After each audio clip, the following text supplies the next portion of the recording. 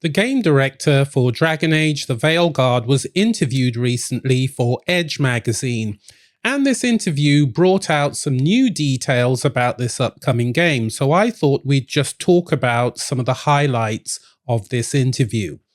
Let's get into it.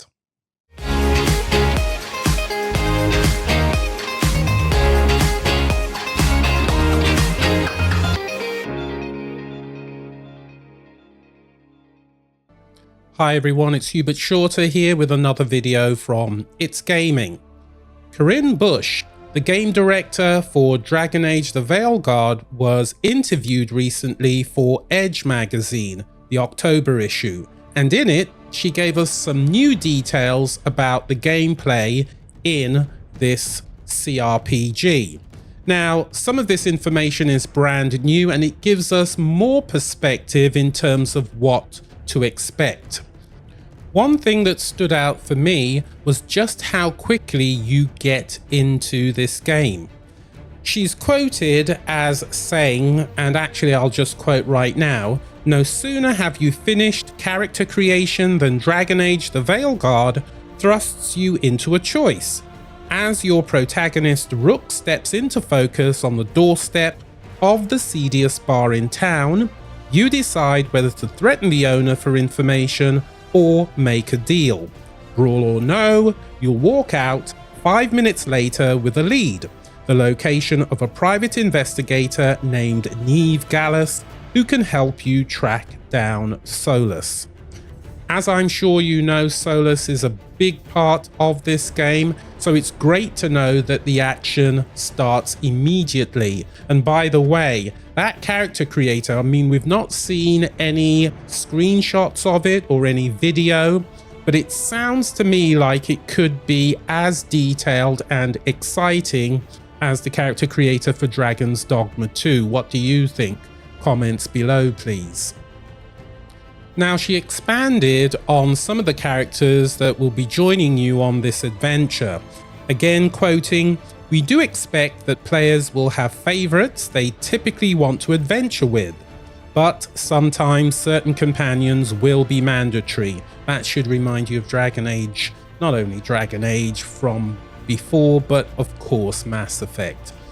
"Others may not always be available, part of the studio's effort to convince with three-dimensional characters, they do have a life outside of Rook, the main character." Again, this is good news, and she expanded on this further and talked about the fact that these characters can have their own lives. They will work on quests outside of what Rook is doing. They can even fall in love. There is another quote related to this. "They'll fall in love with people in this world. They've had past experiences they'll share with you if you allow them in and get close to them." Again, this is a slightly different approach to what we would expect in, say, Mass Effect, in that it was very important that the characters stayed with you and developed as a result of being with you. This is apparently not the case in the Veilgaurd. This will happen independently of what you're doing with your main character. Now, to feed into this, the previous point, she went on to say, "Some parts of a companion's quest arc involve combat, while others don't. Some are made up of large and meaningful missions, as lavish and involved as those along the critical path. While they are optional, as always, I would be hesitant to call them side content in this game. If you choose not to engage with some of these companion-centered events, they'll resolve on their own, and it might have interesting implications."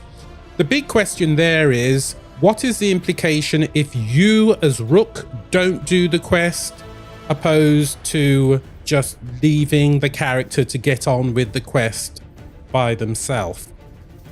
That we don't know yet. I suspect that it might have some kind of negative implication if you weren't actively involved in the quest, but you know, at this point we can't say anything definitive. But it is interesting to know this at this point.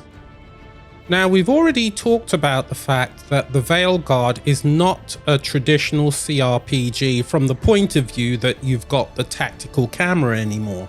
It's more of an action RPG like Dragon's Dogma 2, for example.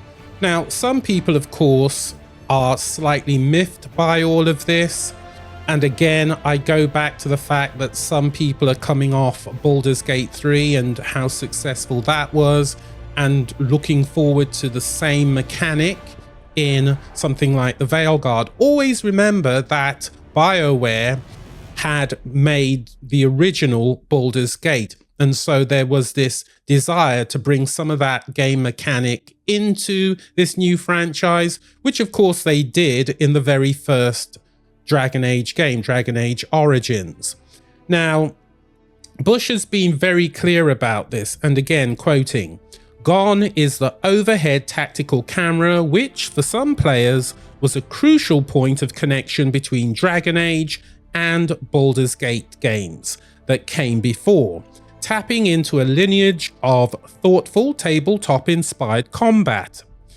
Now, it's pointed out that the camera's prior inclusion had an enormous impact on where the game's battles took place.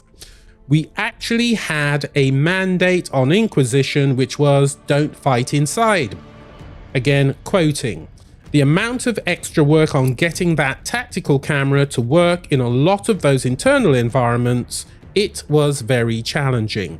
So they're basically saying that they had to get rid of it for whatever reason to make the game that much more interesting. I always liked the fact that Inquisition was a good game, it was a popular game, and it was an action RPG, not the traditional tactical RPG. And so they're bringing that into the Veilgaurd. I don't think it's necessarily a bad thing, because the Veilgaurd, much like Inquisition, is a different game entirely to something like Baldur's Gate and Baldur's Gate 3. And finally, a general statement was made about the game overall. This time, the Veilgaurd team wants you to constantly feel the Sword of Damocles, Greek mythology, dangling above your head as you play. A sense that the end of the world is coming if you don't act. There's still exploration, there's still the ability to go into some of these larger spaces and go off the beaten path to do side quests. But there's always something in the story propelling you and the action forward and allowing you to make decisions with these characters where the stakes feel a lot more immediate and present, and also, honestly, more real. Now, I don't know about you, but sometimes I do get a little bit of RPG fatigue when you're told, go over there, fetch this item, and so on and so forth. You know what I'm talking about. Now, if that statement holds to be true, then we're going to get a lot less of this in the Veilgaurd. I mean, I'm hoping that we're going to get less of it, and it's going to focus more on stories. Of course, there will be side quests. As already mentioned, they're not necessarily calling them side quests, and the promise is that they're going to be rich and meaningful missions, so we can hope for that as well. Okay, like I said, that was just a brief overview of the Edge article. If you want more information about it, then you can actually check out the Edge magazine and read it through for yourselves. But I've done it all for you and kind of summarized it here.